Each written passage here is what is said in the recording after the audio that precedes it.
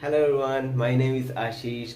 सो थोड़े दिन पहले मैंने अपने सोशल मीडिया फीड पर एक पोस्ट डाली थी which is related to I am selected on Jagriti यात्रा।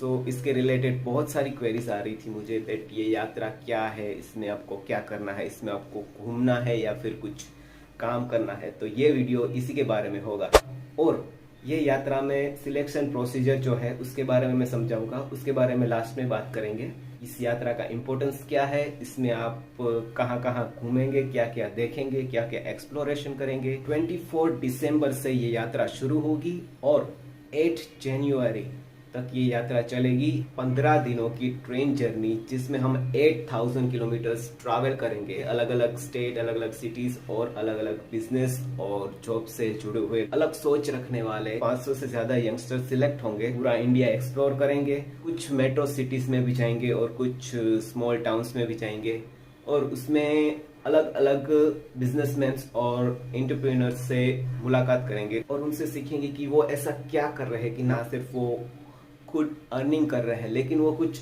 ऐसे सोशल वर्क्स भी कर रहे हैं, कुछ लोगों की हेल्प करके भी वो पैसे कमा रहे हैं। तो कैसे हम कोई सोशल इश्यू के बारे में, सोसाइटी के कोई प्रॉब्लम के बारे में वर्क करके सोशल बिजनेस या फिर कुछ स्टार्टअप कर सकते हैं, ये हम इस ट्रेन जर्नी में सीखने वाले हैं। इसकी शुरुआत मुंबई से होने वाली है और वहां से शुरू करते हुए हम डायरेक्टली जाएंगे साउथ में जो कि लास्ट सिटी माना जाता है कन्याकुमारी। तो कन्याकुमारी में हम जाएंगे, कन्याकुमारी से हम जाएंगे मदुराई से जाएंगे बेंगलोर से हम जाएंगे श्री सिटी चेन्नई में और चेन्नई से थोड़ा सा हम ऊपर जाने वाले हैं वहां पर विशाखापट्टनम से हम थोड़ा सा आगे बढ़ के जाएंगे गंजम ओडिशा में, वहां से हम जाएंगे बिहार में नालंदा यूनिवर्सिटी की मुलाकात लेंगे वहां पर, और बिहार से हम जाएंगे यूपी की और यूपी में देवरिया करके एक सिटी है, देवरिया करके एक टाउन है वहां पर जो कि मेन जागृति यात्रा सेंटर है। तो वहां पर हम एक दिन रुकने वाले हैं और वहां से हम जाएंगे दिल्ली की ओर। दिल्ली में हम विजिट करेंगे एक एनजीओ गुंज नाम है, उसके बारे में आगे बताऊंगा मैं। और दिल्ली से जाएंगे टिलोनिया राजस्थान में है, वहां पर भी हम विजिट करेंगे। उसके बाद हम जाएंगे डायरेक्टली अहमदाबाद में साबरमती आश्रम जो कि गांधी जी का है, वहां पर हम स्टे करेंगे और वो हमारा लास्ट स्टॉप होगा, वहां पर हमारी यात्रा एंड होगी। तो 24 दिसंबर को ये यात्रा मुंबई से हम स्टार्ट करेंगे। तो वहां पर सबसे पहले हमारा वेलकम होगा, वहां पर हम एक दूसरे से मिलेंगे, वहां पर हमें इंफॉर्मेशन देंगे कि क्या क्या करना है इस ट्रेन जर्नी में, क्या क्या हम नहीं कर सकते। इसके अलावा यहाँ पर यात्रा का ग्रैंड लॉन्चिंग होगा, बहुत सारी कल्चरल एक्टिविटीज होगी और लाइव परफॉर्मेंसेस होंगे और उसके बाद डायरेक्टली हम जाएंगे कन्याकुमारी में हम जो प्लेस विजिट करने वाले हैं, स्वामी विवेकानंद का रॉक मेमोरियल जो है वो समुद्र में बेस एक रॉक के ऊपर एक पूरा सा आश्रम बनाया है। वहां पर ऐसा कहा जाता है कि खुद स्वामी विवेकानंद जी ने लगातार 3 दिनों तक एक रॉक के ऊपर बैठकर ध्यान किया था। तो आप ऐसा सोच सकते हैं कि समुद्र की लहरें, ये शोर वगैरह, इतना सारा दरिया की आवाज, और फिर भी वो 3 दिनों तक वहां पर ध्यान करते रहे। तो बहुत ही इम्पोर्टेंस है हमारे इंडियन कल्चर में इस जगह का और बहुत से दूर दूर से लोग यहाँ पर विजिट करने आ रहे हैं। शुरुआत हम यहाँ से करेंगे। और एक खास बात, 1992 की बात है, स्वामी विवेकानंद जी ने 25 से 26 27 ये 3 दिनों तक यहाँ पर ध्यान किया था और हम भी यही डेट में, मतलब कि 26 को ये मेमोरियल का विजिट करने वाले हैं। तो बहुत ही खास मौका होगा। और उसके बाद हम जाएंगे मदुराई की। तो मदुराई में हम एक हॉस्पिटल की विजिट करेंगे। हॉस्पिटल की विजिट क्यों करनी है? क्योंकि हॉस्पिटल बहुत ही खास है। इसका नाम है अरविंद आई केयर हॉस्पिटल। 1976 में डॉक्टर गोविंदाप्पा वेंकट स्वामी, यानी कि डॉक्टर वी जिनको प्यार से लोग कहते हैं, उन्होंने एक रेंट के हाउस से 11 बेड के साथ एक हॉस्पिटल की शुरुआत की थी, जो कि आज 4000 बेड के साथ वर्ल्ड का लार्जेस्ट आई केयर हॉस्पिटल माना जाता है। इस हॉस्पिटल में सालाना 4.5 लाख से भी ज्यादा पेशेंट ट्रीट होते हैं, वो भी बहुत ही नॉमिनल प्राइस में, जो भी एफोर्ड नहीं कर सकते। हम सब जानते हैं कि हॉस्पिटल में आज कैसे लोगों को लूटा जा रहा है। सो कैसे डॉक्टर वी एक 11 बेड के नॉमिनल हॉस्पिटल के साथ आज 4.5 लाख पेशेंट को सालाना ट्रीट करने की कैपेसिटी ग्रो कर चुके हैं, वो केस स्टडी हम यहाँ पर जानेंगे। और उसके बाद हम जाएंगे बेंगलोर। बेंगलोर में हम विजिट करेंगे बहुत ही well known tech based company Infosys में जाकर हम वहां पर विजिट करेंगे और बहुत कुछ सीखेंगे, एक्सप्लोर करेंगे।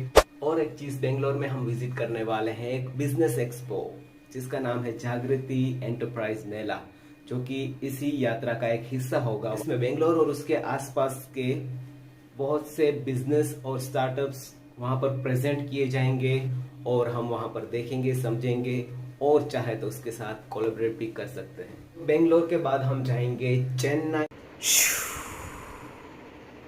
चेन्नई में हम विजिट करेंगे श्री बिजनेस इंटीग्रेटेड सिटी, जो कि 2008 में एक ऐसी जगह पर शुरू हुआ था जो कि बहुत ही बैकवर्ड कही जाने वाली सिटी मानी जाती थी इंडिया की। 7,500 एकर्स में ये जगह फैली हुई है, जहां पर आज $4 बिलियन से ज्यादा इन्वेस्ट हो चुके हैं। आज तक $500 मिलियन से ज्यादा एक्सपोर्ट कर चुके हैं यहाँ से, तो कि बहुत ही बड़ा इंडिया का इकोनॉमिक जोन माना जा रहा है यह अभी।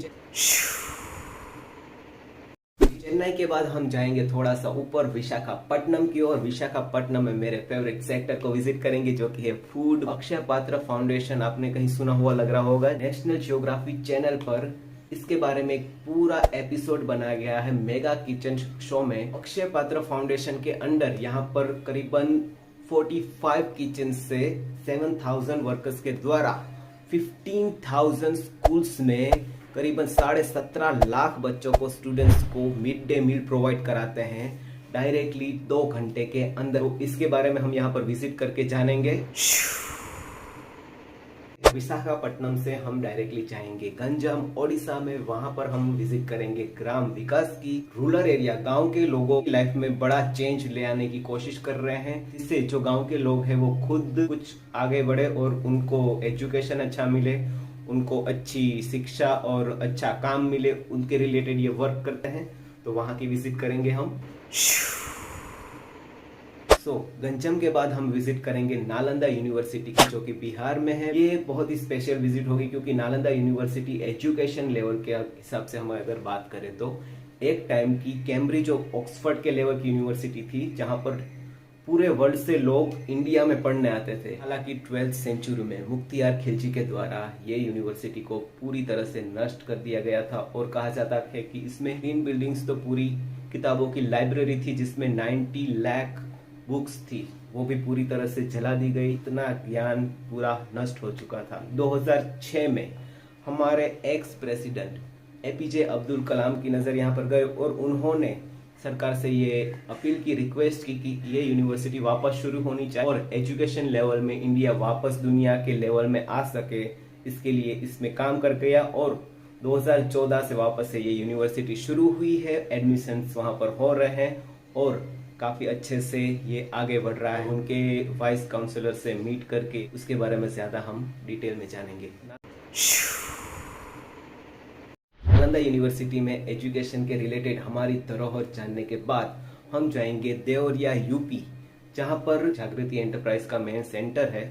वहां पर हम जागृति यात्रा और उससे कनेक्टेड सारे प्रोग्राम्स, मकसद क्या है, मिशन क्या है, उनका क्या विजन है और क्या क्या अपॉर्चुनिटीज वो प्रोवाइड कराते हैं सबको, तो उसके बारे में वहां पर जानेंगे। यूपी के बाद हम डायरेक्टली जाएंगे इंडिया के कैपिटल दिल्ली में एक एनजीओ का विजिट करेंगे जिसका नाम है गूंज। लोगों की बेसिक नीड होती है रोटी, कपड़ा, मकान। तो रोटी के बारे में सब काम करते हैं, मकान के बारे में भी सब काम करते हैं, लेकिन कपड़ों के बारे में इतना लोग नहीं सोचते हैं। इनके जो फाउंडर है अंशु गुप्ता, तो उनका ये कहना है कि बहुत से लोग इंडिया में ठंड की वजह से मरते हैं, ऐसा लोग कहते हैं, लेकिन दूसरे कंट्रीज में इंडिया से भी ज्यादा ठंड पड़ रही है, लेकिन वहां तो कोई नहीं मर रहा।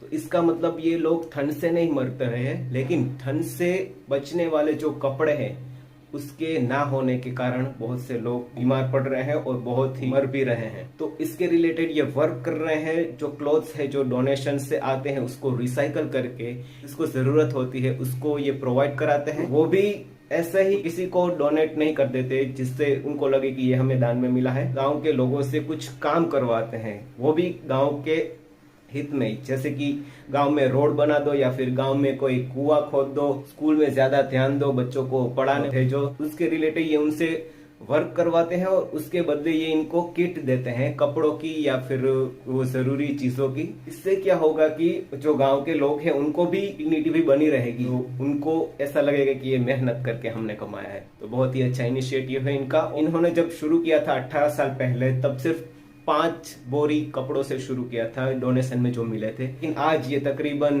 3000 टन कपड़ों को रिसाइकल करके वो जरूरियातमंद लोगों तक पहुंचा रहे हैं। इनका विजिट करेंगे और उसके बारे में जानेंगे वहां पर। दिल्ली के बाद हम जाएंगे राजस्थान टिलोनिया में हम एक स्पेशल कॉलेज की विजिट करेंगे जिसका नाम है बेयरफुट कॉलेज। बेसिकली ये एक विमेन सेंट्रलाइज संगठन है जिसका मेन मकसद गांव के लोगों को, ज्यादातर महिलाओं को आत्मनिर्भर बनाकर उनका जीवन बेहतर बनाना है। तो उनकी विजिट करेंगे।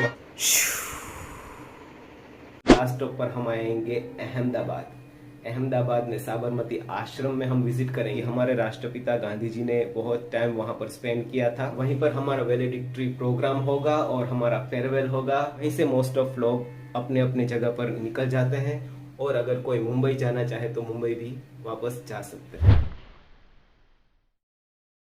कैसे सिलेक्ट हुआ मैं ये जागृति यात्रा में? एक रजिस्ट्रेशन और एप्लीकेशन पूरी प्रोसीजर रहती है जो कि आई थिंक अप्रैल या मई में शुरू हो जाता है और उसमें एक आपको 100 रुपीज के फॉर्म से रजिस्ट्रेशन करवाना होगा। वो सिलेक्शन में इसमें ऐसा नहीं है कि हाँ ऐसे पैसे दिए और इसमें आप सिलेक्ट हो गए, और या फिर कोई आपका एजुकेशन इतना हायर है तो आपको इसमें सिलेक्ट कर लिया जाए। और रजिस्ट्रेशन के बाद एक एप्लीकेशन फुल फ्लेज फॉर्म आता है, वहां पर आपको एसेस राइटिंग करने होंगे। वो आपके बारे में ही होंगे, आपकी थिंकिंग, आपके विजन, आप क्या फ्यूचर में करना चाह रहे हैं, इंडिया को आप कैसे आगे बढ़ाना चाह रहे हैं, तो इसके बारे में आपको इसमें लिखना होगा। क्वेश्चंस के आंसर देने होंगे। इसके बाद जो इनकी जूरी होगी, पैनल होगी, वो इन सब चीजों को देखेंगे, समझेंगे और उसके बाद आपका इसमें सिलेक्शन करेंगे अगर उनको अच्छा लगता है तो। इस साल करीबन 22 से 24,000 एप्लीकेंट्स आ रहे थे और 500 लोगों को सिलेक्ट किया गया है पूरे इंडिया में से। और मैं बहुत ही एक्साइटेड हूँ इस जर्नी के लिए और बहुत से लोगों से मिलने के लिए। ऑलरेडी बहुत से सिलेक्टेड मेंबर्स जुड़े हुए हैं हमारे साथ। कुछ इंटरनेशनल यात्री भी इस जर्नी में हमारे साथ होंगे। बहुत ही अच्छी बात है ये कि अलग अलग कल्चर से, अलग अलग कंट्रीज से भी लोग इसमें यहाँ पर पार्ट लेंगे और एक दूसरे से मिलेंगे। पूरी जर्नी के थ्रू भी मैं ये वीडियोस बनाता रहूंगा और आपको लाइव अपडेट्स भी देता रहूंगा कि क्या चल रहा है। और आफ्टर द एंड ये सारे वीडियोस रिलीज करेंगे क्योंकि मैं नहीं चाहता कि मैं जर्नी के थ्रू भी कुछ मिस करूं। अगर आपको ये वीडियो इंफॉर्मेटिव लगा और आप ज्यादा वीडियोस देखना चाह रहे हैं हमारे ये जर्नी के और उसके बाद भी दूसरी सीरीज के, तो हमें लाइक करें, शेयर करें, सब्सक्राइब करें और शेयर करें ज्यादा से ज्यादा लोगों को, जिससे ये इन्फॉर्मेशन ज्यादा से ज्यादा स्टूडेंट्स, यंगस्टर्स तक पहुंचे और वो भी ये यात्रा, ऐसी यात्रा में ऐसी अपॉर्चुनिटीज मिस ना करें। Thank you so much.